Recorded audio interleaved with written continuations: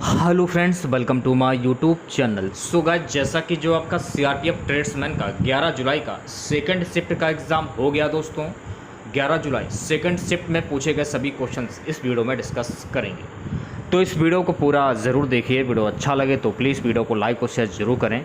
और जो भी हमारे नए बच्चे हैं, जिन बच्चों ने चैनल को सब्सक्राइब नहीं किया है, तो प्लीज़ चैनल को सब्सक्राइब करके नोटिफिकेशन बेल ऑन करना ना भूलें। तो चलिए वीडियो को स्टार्ट करते हैं। पहला क्वेश्चन पूछा गया था कि दांतों की कमजोरी किस विटामिन की कमी से होती है। तो दांतों की कमजोरी विटामिन डी की कमी के कारण होती है। अगर हम विटामिन डी की बात करें तो कि विटामिन डी जो ये मजबूत और स्वस्थ दांतों को बढ़ावा देते हैं। इसकी कमी से मसूड़ों में सूजन हो सकती है। शरीर में इस विटामिन की कमी को दूर करने के लिए आप खाने में कई चीज़ों को शामिल कर सकते हैं, जैसे कि फैटी हुआ, फिश हुआ, अंडे की जर्दी, गाजर और दूध। कैल्शियम की कमी के कारण आपके दांत कमज़ोर हो सकते हैं, ये भी हो सकता है। कैल्शियम की कमी के कारण भी दांत आपके कमज़ोर हो सकते हैं। ये मसूड़ों की सेहत के लिए काफ़ी ज़रूरी है। दांतों को स्वस्थ रखने के लिए आपको अपनी डाइट में कैल्शियम युक्त फूड्स शामिल करने चाहिए, जिसमें शरीर में इस विटामिन की पूर्ति हो सके। अगला क्वेश्चन देखिए गाइस, क्या पूछा गया था। अगला क्वेश्चन पूछा गया था कि आंग्ल नेपाल युद्ध के समय भारत का गवर्नर जनरल कौन था। आंग्ल नेपाल युद्ध के समय भारत का गवर्नर जनरल लॉर्ड हेस्टिंग था। बात करेंगे कि आंग्ल नेपाल युद्ध ये कब हुआ था, तो आंग्ल नेपाल युद्ध 1814 और 1816 के बीच हुआ था। ये फैक्ट आपको ध्यान में रखना है। दूसरी बात, आंग्ल नेपाल युद्ध जो है ये ईस्ट इंडिया कंपनी के बीच में लड़ा गया था। नेपाल और ब्रिटिश ईस्ट इंडिया कंपनी के बीच में लड़ा गया था। यह भी फैक्ट आपको ध्यान रखना है। युद्ध ने गोरखा साम्राज्य की उदय और नेपाल में ब्रिटिश ईस्ट इंडिया कंपनी के प्रभाव को मजबूत किया। अब हम बात कर लेते हैं लॉर्ड हेस्टिंग की। देखिए, उन्होंने 1813 से 1823 तक भारत के गवर्नर जनरल के रूप में कार्य किया। यह फैक्ट आपको ध्यान में रखना है। उनके कार्यकाल के दौरान गोरखा युद्ध, एंग्लो नेपाली और तीसरा एंग्लो मराठा युद्ध हुआ था। यह भी आपको ध्यान में फैक्ट रखना है, ठीक है। दूसरी बात की अगर पूछा जाए कि सेंसरशिप एक्ट को किसने खत्म किया, तो सेंसरशिप एक्ट को लॉर्ड हेस्टिंग ने खत्म किया था। यह भी फैक्ट आपको ध्यान में रखना है। अगला क्वेश्चन, मौलिक कर्तव्य को किस समिति की सिफारिश पर जोड़ी गई थी। मौलिक कर्तव्य किस अनुच्छेद में वर्णित थे।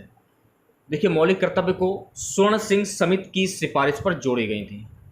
स्वर्ण सिंह समिति के बारे में कुछ बातें उन्हें जान लीजिए, जो कि आपकी परीक्षा की दृष्टि से काफ़ी इंपॉर्टेंट है। देखिए, स्वर्ण सिंह समिति की सिफारिशों पर नागरिकों के मौलिक कर्तव्यों को संविधान में जोड़ा गया। उन्हें 1976 में 42वें संवैधानिक संशोधन द्वारा शामिल किया गया था। ये आपको ध्यान में रखना है। दूसरी बात, स्वर्ण सिंह समिति की सिफारिश पर भारतीय संविधान में 11 मौलिक कर्तव्य जोड़े गए हैं। यह भी फैक्ट आपको ध्यान रखना है। दूसरी बात, भारतीय संविधान में अनुच्छेद 51A मौलिक कर्तव्यों से संबंधित है। यह भी फैक्ट आपको ध्यान रखना। दूसरी बात, भारतीय संविधान में मौलिक कर्तव्यों को 42वें संवैधानिक संशोधन अधिनियम 1976 द्वारा जोड़ा गया था। यह भी फैक्ट आपको ध्यान में रखना है, ठीक है। नेक्स्ट क्वेश्चन का पूछा गया था कि ग्लोबल कंप्यूटर साइंस प्रोग्राम्स किस कंपनी ने शुरू किया था। तो global computer science programme Amazon India ने शुरू किया था। इसके बारे में जान लीजिए। ई कॉमर्स कंपनी अमेजन ने मंगलवार को भारत में अपना वैश्विक कंप्यूटर विज्ञान CS शिक्षा कार्यक्रम अमेजन फ्यूचर इंजीनियरिंग AFE शुरू करने की घोषणा की। अगला क्वेश्चन पूछा गया था गाइस कि 2008 में सत्रिया नृत्य के लिए रंगमंच किसने बनाया। तो 2008 में सत्रिया नृत्य के लिए रंगमंच सत्रिया केंद्र गुवाहाटी ने बनाया था। सत्रिया नृत्य के बारे में जान लीजिए, महत्वपूर्ण फैक्ट। देखिए, सत्रिया की उत्पत्ति 17 मठ से हुई है। यह आपको ध्यान रखना है, जो असम में श्रीमद शंकर देव द्वारा शुरू किए गए थे। नव वैष्णव आंदोलन के एक भाग के रूप में था। उन्होंने एक शरण नाम धर्म, एक ईश्वर के नाम का जप समर्पित किया। यह आपको ध्यान रखना है। ये 15वीं शताब्दी में आया था। यह भी फैक्ट आपको ध्यान रखना है। सत्रिया को वर्ष 2000 में संगीत नाटक अकादमी द्वारा शास्त्रीय नृत्य का दर्जा दिया गया था। यह भी फैक्ट आपको ध्यान में रखना है। नमक सत्याग्रह कब समाप्त हुआ था, यह क्वेश्चन पूछा गया था। तो नमक सत्याग्रह 6 अप्रैल 1930 को समाप्त हुआ था। 12 मार्च 1930 को। डेट तो मेरे हिसाब से क्लियर होनी चाहिए, क्योंकि 12 मार्च 1930 को महात्मा गांधी ने नमक निर्माण पर ब्रिटिश एकाधिकार के खिलाफ अहिंसक विरोध दांडी मार्च 1930 में हुआ था, ठीक है। तो ये डेट जो है आपकी बिल्कुल क्लियर है, 6 अप्रैल 1930।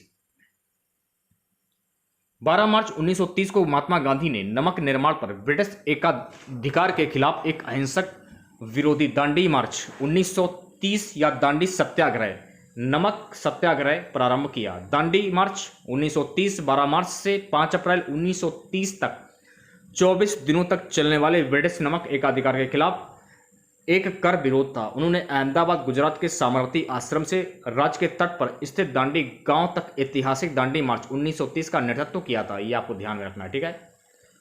सो गाइस, अगला क्वेश्चन पूछा गया था कि निम्नलिखित में से किसकी शुरुआत दांडी मार्च में हुई थी। तो सविनय अवज्ञा आंदोलन की शुरुआत दांडी मार्च में हुई थी। सविनय अवज्ञा आंदोलन जो है ये वर्ष 1930 यानी कि 12 मार्च 1930 से 6 अप्रैल 1930 में शुरू किया गया था। सविनय अवज्ञा आंदोलन महात्मा गांधी द्वारा शुरू किया गया था जब ब्रिटिश सरकार ने गांधी की 11 मांगों पर सकारात्मक प्रतिक्रिया नहीं दी थी। इसकी शुरुआत 12 मार्च 1930 को गांधी के प्रसिद्ध दांडी मार्च से हुई। गांधी ने आश्रम के 18 अन्य सदस्यों के साथ पैदल साबरमती आश्रम छोड़ दिया। यह भी आपको फैक्ट ध्यान में रखना है। नमक बनाने का कार्य ब्रिटिश शासन के अधीन रहने के लिए भारतीय लोगों के अस्वीकार का प्रतीक था। यह भी आपको ध्यान में रखना है। अगला क्वेश्चन गाइस पूछा गया था कि प्रार्थना सभा की स्थापना किसने की थी। तो प्रार्थना सभा की स्थापना आत्माराम पांडुरंग ने की थी। तो 1867 में आत्माराम पांडुरंग ने प्रार्थना समाज की स्थापना की थी। प्रार्थना समाज का मुख्य उद्देश्य क्या था। देखिए, प्रार्थना समाज का मुख्य उद्देश्य लोगों को केवल एक भगवान में विश्वास कराना और केवल एक ही भगवान की पूजा करना था। ब्रह्म समाज की अगर हम बात करें तो देखिए, प्रार्थना समाज आत्माराम पांडुरंग की स्थापना की थी। ब्रह्म समाज की स्थापना राजा राममोहन राय ने की थी। वेद समाज की स्थापना केशव चंद्र सेन तथा के श्री थरलू ने की थी। आर्य समाज की स्थापना दयानंद सरस्वती के द्वारा की गई थी। यह भी फैक्ट आपको ध्यान में रखना है। सो गाइस, अगला क्वेश्चन पूछा गया था कि गोवा का लोक नृत्य कौन सा है। देखिए गोवा के कुछ सबसे लोकप्रिय पारंपरिक लोक नृत्य हैं, जैसे कि घोड़े मुदनी, धनगर नृत्य, गोफ तलगड़ी, शिगमो और मुसेल खेल, फुगड़ी आदि। यह भी आपको ध्यान में रखना है। अगर पेपर में पूछा जाए कि जो माच है ये किस राज्य का लोक नृत्य है, ये मध्य प्रदेश का लोक नृत्य है। बिहू असम का लोक नृत्य है। फगुआ झारखंड बिहार का लोक नृत्य है। यह भी फैक्ट आपको ध्यान में रखना है। सो गाइस, अगला क्वेश्चन पूछा गया था कि भारत का सबसे ज्यादा आबादी वाला जिला कौन सा है। तो भारत में सबसे अधिक आबादी वाला जिला 1.1 करोड़ की आबादी के साथ 2011 की जनगणना में ठाणे था। तो ठाणे आपका करेक्ट आंसर हो जाएगा। उत्तर 24 परगना 1.08 करोड़ की आबादी के साथ भारत में दूसरा सबसे अधिक आबादी वाला जिला था। परगना दूसरे नंबर पर था। ये 7,948 की आबादी के साथ अरुणाचल प्रदेश में दिबांग घाटी भारत का सबसे कम आबादी वाला जिला है। यह भी फैक्ट आपको ध्यान रखना है।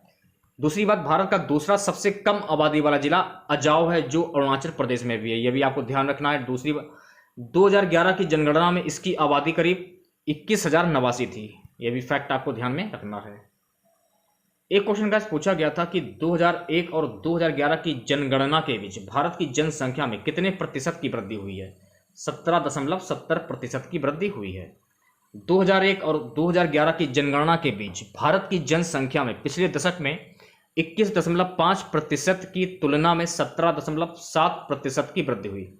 इस दशक के दौरान प्रमुख राज्यों में बिहार राज्य में जनसंख्या में सबसे अधिक 10 की वृद्धि दर्ज की गई, यानी 25.4%, जबकि 14 राज्यों और केंद्र शासित प्रदेशों में 20% से अधिक की जनसंख्या वृद्धि दर्ज की गई। यह भी आपको ध्यान रखना है। एक क्वेश्चन देखिए पूछा गया था कि पीताम्बर में कौन सा समास है। तो पीताम्बर में हो जाएगा बहुप्रिय समास। क्यों होगा ये भी जान लीजिए। मेरी बात को ध्यानपूर्वक सुनेगा आप लोग। जब किसी वाक्य में किसी प्रसिद्ध व्यक्ति या भगवान के नाम आ जाए वहां पर आपका बहुप्रिय समास हो जाता है।